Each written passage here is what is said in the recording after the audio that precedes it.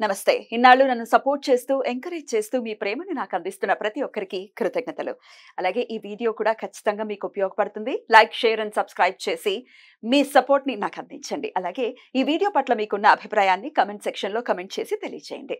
ఇప్పుడు వీడియోని చూద్దాం. నమస్తే. Welcome to our channel. నేను పద్మిని. ప్రస్తుతం మనతో పాటు ప్రముఖ ఆధ్యాత్మికవేత్త, ప్రముఖ ఆస్ట్రాలజర్, న్యూమరాలజిస్ట్, జెమాలజిస్ట్ తనిష్క గారు మనతో పాటు ఉన్నారు. మాట్లాడదాం. మేడం నమస్తే. నమస్తే అమ్మా. ల్యాండ్ ఇష్యూస్ అనేది సర్వసాధారణం అయిపోయాయి చాలా మందికి కూడా.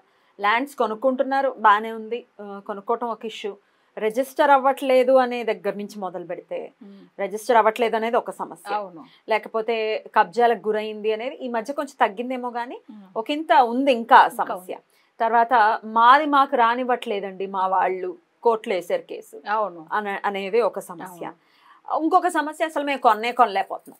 ల్యాండ్ కొందామని డబ్బులు ఉండట్లేదు, ఒకవేళ ఉన్న సరైన ల్యాండ్ దొరకట్లేదు. అవును. సో ఓవరాల్ గా ల్యాండ్ కి సంబంధించినటువంటి ఇష్యూలు అన్ని సాల్వ్ అవ్వాలి అని అంటే ఏం చేయాల్సి ఉంటుంది మేడం? ఓకే, ఇప్పుడు ల్యాండ్కు జనరల్గా ఏంటంటే దానికి అతిదేవత కూచుడు అని చెప్పాము. ఎన్నో పూజల గురించి ఇంత ముందు కూడా చెప్పుకున్నాం. దానికి సంబంధించిన ఒక స్థలం కూడా ఉంది తమిళనాడులో. అంటే ట్రిచి డిస్ట్రిక్ట్ లో ఉంటుంది. ట్రిచి మీకు వినపడి ఉంటుంది. అవును. సో ట్రిచిలో ఏంటంటే మన్నచ్చనల్లూరు, మన్ను అంటే మట్టి. సో అది ఏంటంటే వాళ్ళు వచ్చి ఏంటంటే స్వామివారు భూమినాథన్, శివుడి పేరు కూడా. శివుడు యాక్చువల్ గా భూమినాథ్ అంటే భూమికి సంబంధించిన ఇష్యూస్ అంతా తొలగించే ఆయన. భూమికి నాథుడు భూమినాథుడు ఆయన పేరు. తర్వాత వాళ్ళ స్వామి అమ్మవారి పేరు ధర్మ సంవర్తిని, అంటే ధర్మానికి న్యాయంగా ఉండి మన ఆస్తులు నిజంగానే. కొంతమంది ఏంటంటే వేరే వాళ్ళ ఆస్తులు రావాలని ఇట్లా లేదు, ఇట్లా కొన్ని ఆక్యుపై చేసుకొని చాలా కబ్జాలు మీరు చెప్పినట్టుగా చాలా విషయాలు ఉంటాయి. కానీ అలా కాదు, మన కోరిక న్యాయంగా ఉండాలి.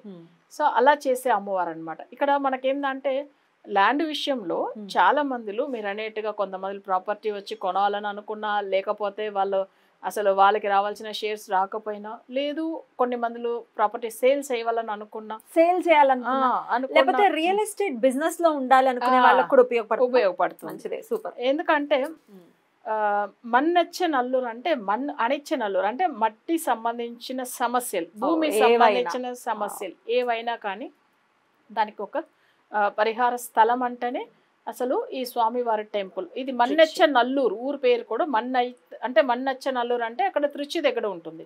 ఓకే, అట్లా ఇప్పుడు ఏమైతుందంటే ఈయన వచ్చి ఏంటంటే అప్పట్లో కూడా అంటే వర్షాలు వచ్చినప్పుడు నదిలోంచి వాటర్ అంతా కొట్టుకుని వస్తే అక్కడ మట్టి అంటే ఇది చేసి స్వామివారు కాపాడాడు ఆ స్థలంని.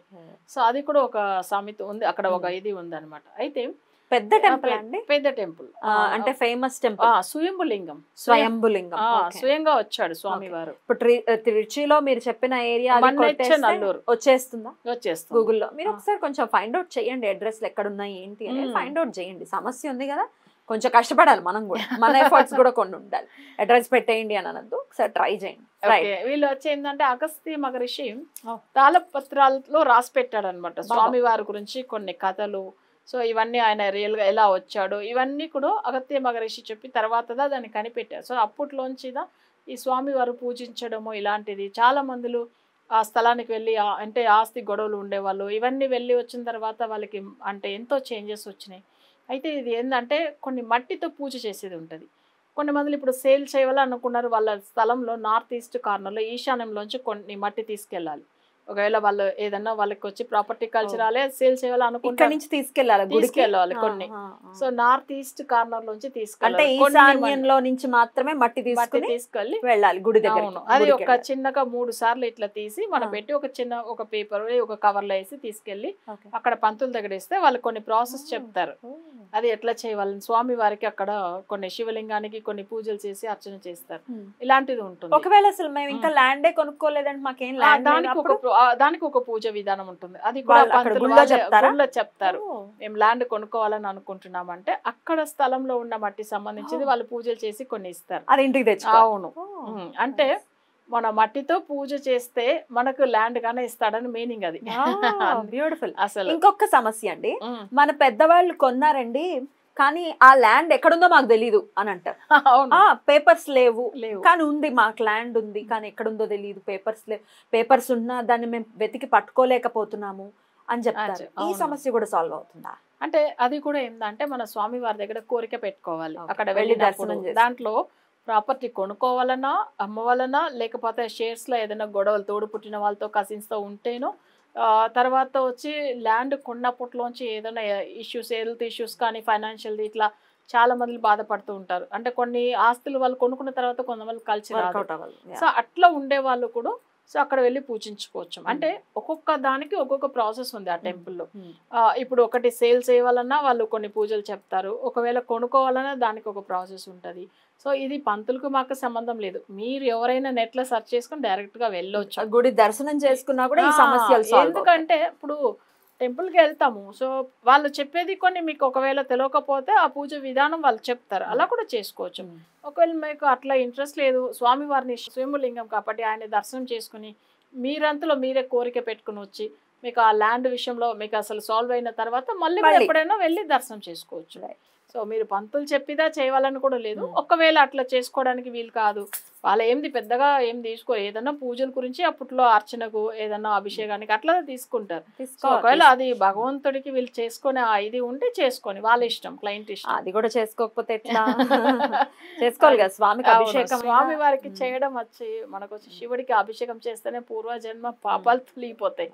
సో ఆయనకు చేయడం వల్ల మంచిదే, కానీ అది క్లయింట్ వాళ్ళ ఇష్టాన్ని పెట్టి వాళ్ళు ఇక్కడ నుంచి లాంగ్ పాపం అంత దూరం వెళ్తారు, వాళ్ళ కోరిక వాళ్ళకి ఏం పెట్టుకున్నారో సో అక్కడ వెళ్ళి ఒక్కసారి పంతుల దగ్గర మాట్లాడితే చెప్తారు. ఒకవేళ వాళ్ళు ఇక్కడ నుంచి ఏదైనా ల్యాండ్ ఉంది, సో ఇప్పుడు అగ్రికల్చర్ ల్యాండ్ ఉంది, అక్కడ ఎక్కువ ఏంటంటే వాళ్ళకి పంట పండట్లేదు, చాలా కష్టపడుతూ ఉంటారు ఇప్పుడు. సో వాళ్ళకి కల్టివేషన్ బాగా లేకపోతే అక్కడ కూడా ఈశాన్యంలోంచి వాళ్ళ స్థలంలోంచి మట్టి తీసుకెళ్లి పూజించి అట్లా కూడా చేసుకోవచ్చు. రైతులకు కూడా ఇది ఉపయోగపడుతుంది.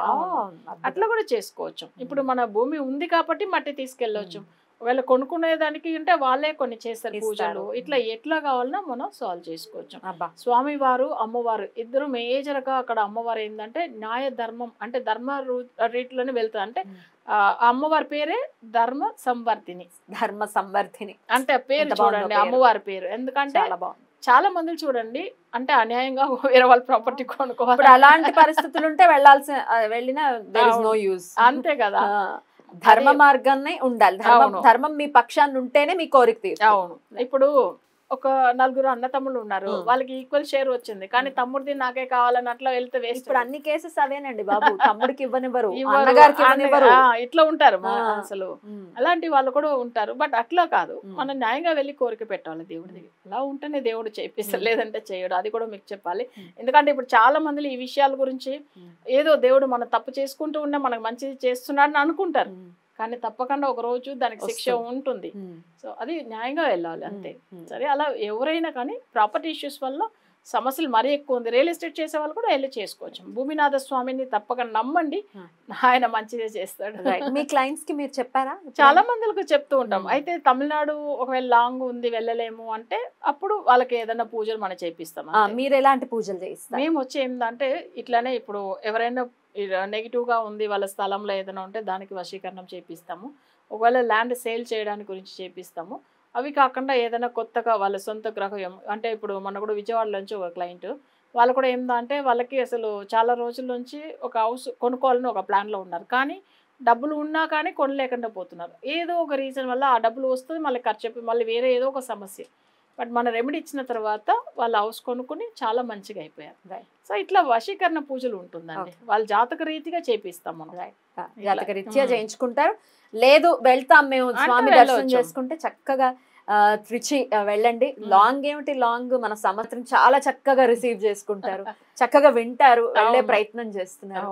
మరొక గుడి గురించి కూడా మాకు పరిచయం చేసినందుకు కృతజ్ఞతలండి. నమస్తే. నమస్తే.